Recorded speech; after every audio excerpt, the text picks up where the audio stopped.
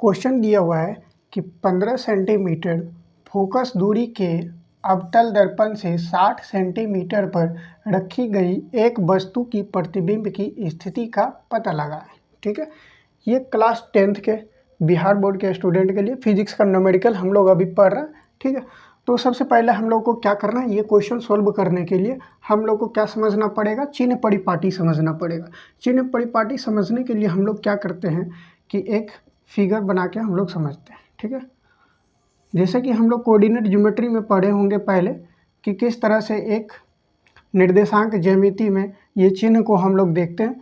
तो यहाँ से क्या होता है, ये आपका हो गया क्या, मूल बिंदु, जिसको हम लोग ओ से डिनोट करते हैं। ठीक है, यहाँ इसका मूल बिंदु हो गया, इसको हम लोग मूल बिंदु बोलते हैं। ठीक है, ये क्या हो गया, एक्स डैश हो जाता है, ये एक्स हो जाता है, ये क्या हो जाता है, वाई हो जाता है, ये वाई डैश। अब इसको हम लोग पहले समझ लेते हैं कि चिन्ह कैसे ये बदलता है। इधर क्या होता है, हम लोग अक्सर इसको हम लोग जो है ना प्लस में डिनोट करते हैं, और इधर यानी कि ये धनात्मक हो गया, और ये भी क्या होता है, वाई वाला, ये भी हमारा प्लस में होता है। ठीक है, ऊपर की ओर रहेगा प्लस रहेगा, ये इधर दाहिने की तरफ जाएगा मूल बिंदु से, तो ये भी प्लस यानी कि धनात्मक होगा। यदि हम लोग नीचे आते तो नीचे क्या हो जाता है, ये माइनस में आता है, नीचे क्या आता है, माइनस में आता है, यानी कि इसको हम लोग ऋणात्मक बोलते हैं। क्या बोलते हैं, ऋणात्मक बोलते हैं। ठीक है, ठीक इसी प्रकार मूल बिंदु के बाईं तरफ यदि हम लोग आएंगे, इधर आएंगे, तो ये भी हमारा क्या हो जाएगा, माइनस हो जाएगा, यानी कि ऋणात्मक हो जाएगा। क्या हो जाएगा, ऋणात्मक हो जाएगा। इधर हो गया आपका धनात्मक, और ऊपर भी क्या हो जाता है, धनात्मक हो जाता है। अब ये चीज़ हम लोग क्यों समझ रहे हैं, तो ये हमको क्वेश्चन सॉल्व करने में मदद करेगा। तो अभी हम लोग देखते हैं कि ये क्वेश्चन था 15 सेंटीमीटर दूरी के अवतल दर्पण से 60 सेंटीमीटर पर रखी गई एक वस्तु के प्रतिबिंब की स्थिति का पता लगाएं। ठीक, सबसे पहले हम लोग क्या करते हैं, एक अवतल दर्पण बनाते हैं। क्या करते हैं, एक अवतल दर्पण बनाएं। ठीक है, ये इस तरह से हम क्या कर दिए, एक अवतल दर्पण बना लिया। अवतल दर्पण बनाने के बाद हम लोग क्या करते हैं, इसमें एक मुख्य अक्ष बनाते हैं। क्या बनाते हैं, मुख्य अक्ष बनाते हैं। यहाँ पे क्या हो गया, ये P हो गया, जिसको हम लोग ध्रुव बोलते हैं, यानी कि पोल बोलते हैं। और ये क्या हो गया, हमारा अवतल दर्पण हो गया। कौन सा दर्पण, अवतल दर्पण हो गया। अब इस अवतल दर्पण में हम लोग का हमेशा फोकस बाईं तरफ होता है। कहाँ होता है, बाईं तरफ होता है। फिर इसके बाद हम लोग का सेंटर जो होता है, वक्रता केंद्र जिसको बोलते हैं हम लोग, ये भी कहाँ होता है, बाईं तरफ होता है। इतना चीज़ जान लेने के बाद अब हम लोग को क्या करना है कि इसमें 15 सेंटीमीटर की फोकस दूरी के अवतल दर्पण पर 60 सेंटीमीटर पर रखना है एक वस्तु को। तो ये यहाँ से यहाँ तक की दूरी, फोकस दूरी हमारा कितना हो गया, ये 15 सेंटीमीटर है। कितना, 15 सेंटीमीटर यहाँ से यहाँ तक की दूरी। फिर इसके बाद हम लोग को क्या करना है कि 60 सेंटीमीटर पर एक वस्तु को रखना है। तो 15 सेंटीमीटर यहाँ हो गया, तो इसका दोगुना क्या होगा, इसका त्रिज्या होगा, यानी कि वक्रता त्रिज्या होगा, यानी कि यहाँ से ले करके ये कितना हो जाएगा, 30 सेंटीमीटर हो जाएगा हमारा। 30 सेंटीमीटर हो गया। इसके बाद हम लोग को क्या करना है कि इसमें एक वस्तु रखना है 60 सेंटीमीटर पर। तो 60 सेंटीमीटर पर रखेंगे, इसका मतलब है कि इधर हमको वस्तु को रखना पड़ेगा 30, यानी कि इसके भी लगभग 2 गुना पे यहाँ पे वस्तु को हमको रखना पड़ेगा। वस्तु को यदि यहाँ पे रखते हैं तो हमारा प्रतिबिंब कहाँ पे बनता है, उसी चीज़ का स्थिति का पता लगाना है। अब हम लोग क्वेश्चन को सॉल्व करना स्टार्ट करते हैं। तो सबसे पहले जो चीज़ दिया हुआ रहता है उसको हम लोग क्या करते हैं, लिख लेते हैं। ठीक है, तो यहाँ लिखना हम लोग स्टार्ट करते हैं कि दिया हुआ क्या क्या चीज़ है। तो सबसे पहले लिखते हैं कि दिया हुआ है कि वस्तु की दूरी, वस्तु की दूरी को हम लोग u से डिनोट करते हैं। किस चीज़ से, u से डिनोट करते हैं। फिर इसके बाद ये है कितना, 60 सेंटीमीटर है। 60 सेंटीमीटर तो दिया हुआ है, लेकिन यहाँ ध्यान रखना है कि हम लोग को ये धनात्मक होगा कि ऋणात्मक होगा, इसके साथ हम लोग को साइन भी लगाना है।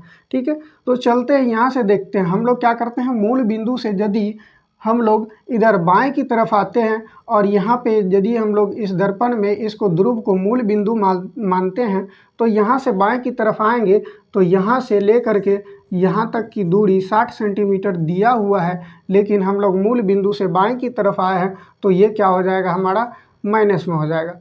ठीक है, समझ में आया। ये क्या होगा, -60 सेंटीमीटर। ये चीज़ साइन हम लोग को बुक में दिया नहीं रहता है, क्वेश्चन में दिया हुआ नहीं रहता है, हम लोग को खुद ये लगाना पड़ेगा। ठीक है, क्वेश्चन सोल्व करने के लिए। अब चलते हैं कि और क्या चीज़ दिया हुआ है, फोकस दूरी दिया हुआ है। तो यहाँ पे हम लोग ये भी लिख लेंगे कि तथा फोकस दूरी को हम लोग शॉर्टकट में F से भी लिखते हैं। कितना दिया हुआ है, 15 सेंटीमीटर। और 15 सेंटीमीटर में भी हम लोग को माइनस लगाना पड़ेगा, इसलिए क्योंकि मूल बिंदु से ये भी कहाँ है, बाईं की तरफ है ना। तो बाईं की तरफ मूल बिंदु से इधर आते हैं तो क्या होता है, ऋणात्मक होता है। तो ये चीज़ हम लोग को ध्यान में रखना है। आगे चलते हैं, क्वेश्चन को सोल्व करना है। क्या कर रहा है कि U दे दिया है, F दे दिया है, हम लोग को निकालना क्या चीज़ है, प्रतिबिंब की स्थिति निकालना है, यानी कि प्रतिबिंब की दूरी निकालना है। फिर इसके बाद प्रतिबिंब कैसा है, वास्तविक है या आभासी है, ये निकालना है। फिर इसके बाद हम लोग को निकालना है कि प्रतिबिंब उल्टा बन रहा है या सीधा। तो इसके लिए हम लोग को क्या चीज़ की ज़रूरत पड़ेगा, दर्पण सूत्र का प्रयोग करेंगे। दर्पण सूत्र होता क्या है, यहाँ पे लिखते हैं, दर्पण सूत्र से होता क्या है, 1/v/1/u बराबर 1/f। ये हमारा होता है दर्पण सूत्र। दर्पण सूत्र लिखने के बाद अब हम लोग क्या करेंगे, इसके जगह पे रखते जाएंगे 1/v, भी हमको निकालना है तो 1/v लिख दिए। अब 1/u, u दिया हुआ है यहाँ पे कितना, -60 सेंटीमीटर, यहाँ से लिखेंगे -60। फिर इसके बाद बराबर में 1/f, f कितना दिया हुआ है, -15। तो यहाँ से 1/-15 हो गया। अब क्वेश्चन को सोल्व करते हैं, आगे क्या होगा। तो ये 1/v/1/u बराबर 1/f दिया हुआ है। अब इसको हम लोग क्या करते हैं, इस साइड ले जाते हैं। यदि इसको इस साइड ले जाएंगे, माइनस में है तो ये हो जाएगा हमारा क्या, प्लस में हो जाएगा। तो यहाँ से आया हमारा क्या, 1/v बराबर 1/15 माइनस में, और इधर ये माइनस है ना, उस साइड गया तो प्लस में हो गया 1/। अब इसको आगे सोल्व करते हैं तो क्या होगा, एलसीएम लेंगे। एलसीएम लेने के बाद ये हो जाएगा हमारा कितना, 60। और इधर क्या हो जाएगा, यदि इसे डिवाइड करेंगे तो यहाँ पे आएगा 4, और लिखेंगे ये माइनस में 4, और फिर इधर हो गया प्लस, और ये एक बार में कट रहा है, इसका मतलब है कि एक आएगा, यानी कि यहाँ से हमको निकल के आया -3/16। अब ये कटेगा तो कितना आ जाएगा, -1/20। मतलब कि हमारा ये क्या चीज़ निकला, यहाँ से देखते हैं तो ये कितना निकला, 1/v बराबर निकला -1/20। यदि इसको देखें तो ये सीधा करके लिखें तो हमारा क्या हो जाएगा,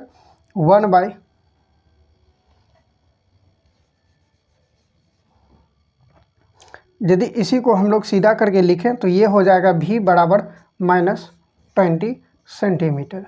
यहाँ से हम लोग को क्या निकल गया, v निकल गया क्या, -20 सेंटीमीटर। इसका कहने का मतलब है क्या कि ये हमारा माइनस लग रहा है ना, तो यानी कि ये दर्पण के सामने बन रहा है, कहाँ पे, बाईं तरफ, मूल बिंदु से बाईं तरफ बन रहा है। कितना दूरी पे, 20 सेंटीमीटर पे।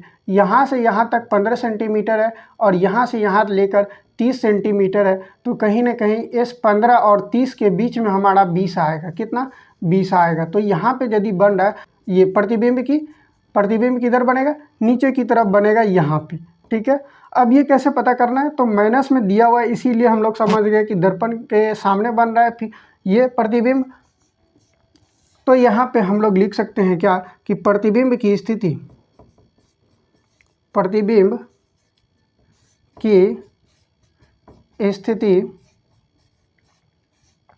क्या हुआ, प्रतिबिंब की स्थिति कहाँ बनेगा, दर्पण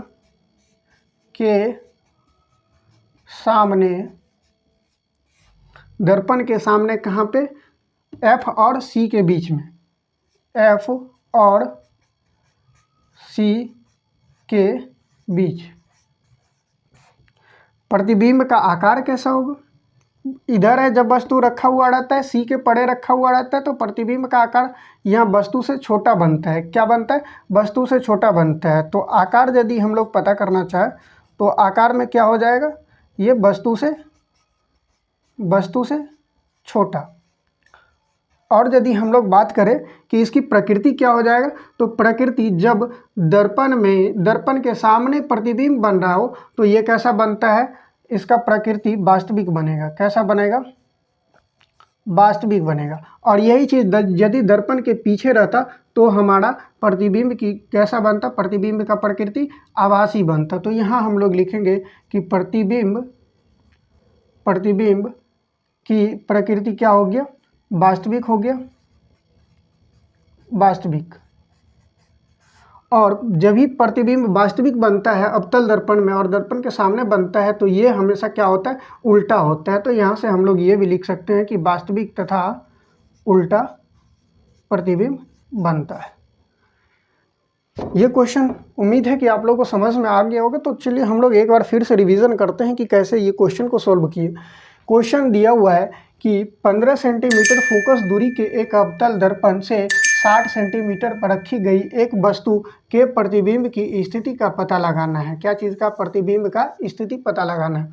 दिया हुआ जो चीज़ दिया हुआ है उसको पहले हम लोग लिख लेते हैं। तो दिया हुआ क्या चीज़ है? वस्तु की दूरी दिया हुआ है u बराबर 60 सेंटीमीटर।